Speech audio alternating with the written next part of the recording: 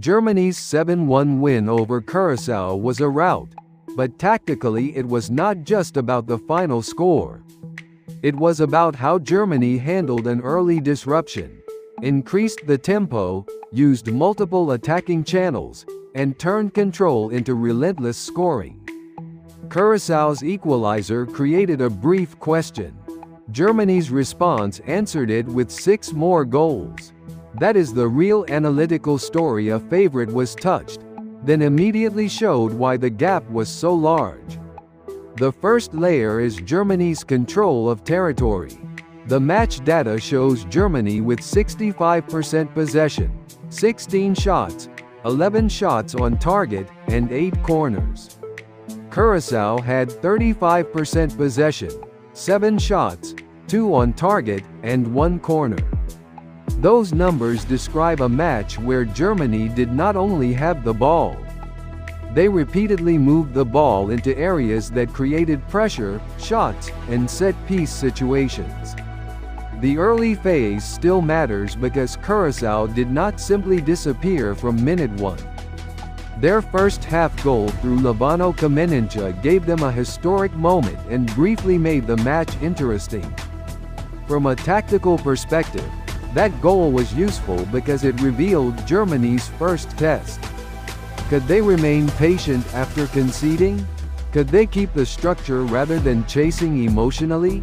The answer was yes, and that answer shaped everything after. Germany's response before half-time showed their greatest advantage: speed of correction. They increased the tempo, attacked the half spaces more aggressively, and kept Curaçao pinned in deeper zones. By the time the match reached half-time at 3-1, the scoreline had already moved beyond the equalizer. Germany did not allow Curaçao's goal to become a game state. They turned it into a short interruption.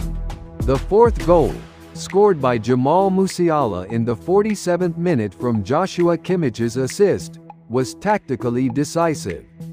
It arrived immediately after the break, which meant Curaçao had no real second-half platform. If a smaller team reaches half-time at 3-1, the first 10 minutes after the restart are critical. Survive them, and maybe belief returns. Concede quickly, and the match becomes damage limitation. Musiala made sure it became the second one. Kimmich's role deserves attention. His assists reflected Germany's ability to create from structured possession rather than chaos alone. When a midfielder can dictate tempo, select forward passes, and support attacking rotations, the whole team becomes harder to defend. Curaçao could not simply track the striker. They had to worry about runners, wide deliveries, cutbacks, and central combinations. That is how a defensive block gets stretched until it breaks. Nathaniel Brown's 68th-minute goal from Undav's assist added another tactical layer. Germany's width was not passive. It produced. When a fullback or wide-sided player contributes directly to the score, the opponent's defensive problem becomes wider than the penalty area. Curaçao had to protect central spaces, but Germany could also hurt them from wide arrivals. That makes the defensive block longer, thinner, and more vulnerable. Deniz Undav's impact from the bench was one of the clearest signs of Germany's depth. He entered in the 64th minute, assisted Brown in the 68th, scored in the 78th, and assisted Havertz in the 88th. That is not just a good cameo. That is a tactical weapon. Fresh forwards against tired defenders are always dangerous, but Undav's timing and decision-making made the effect even stronger. Kai Havertz's late goal completed the attacking picture. Germany had scorers and creators from different zones, different profiles, and different phases of the match. That matters because tournament opponents will study patterns. If Germany only had one route to goal, future teams could prepare.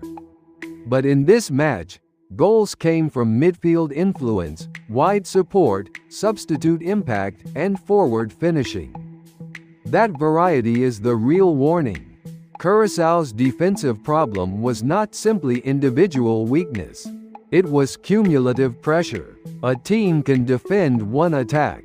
It can defend 5, but when the stronger team keeps the ball, wins corners, attacks second balls, and brings fresh attackers from the bench, concentration becomes harder every minute. Germany's 16 shots and 11 on target show that Curaçao were not only under pressure, they were repeatedly forced into emergency defending. The one positive for Curaçao is that they showed bravery early enough to score. Their historic goal matters, and tactically it showed that Germany were not impossible to touch. The issue was what happened after that. Curaçao could not sustain possession, could not slow Germany's rhythm, and could not keep the distance between defensive lines tight enough once Germany increased speed. The match became too long and too wide for them. There is also a set piece and wide pressure lesson.